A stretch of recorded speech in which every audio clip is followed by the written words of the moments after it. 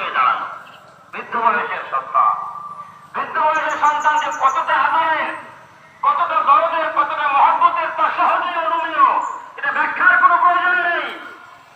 তো আল্লাহর নবী ৮৬ বছর বয়সে, কোন কোন রাওয়ায়াতে ৯৯ বছর বয়সে একটা পুত্র সন্তান লাভ করলেন হযরত ইসমাঈল।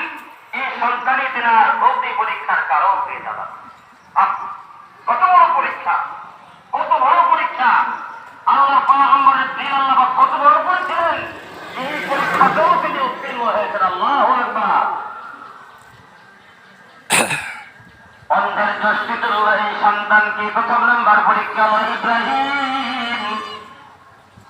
অন্ধের দৃষ্টিতুল্য তোমার এই কলিজার টুকরো সন্তানকে মায়ের নুরিমণিকে সেই মক্কার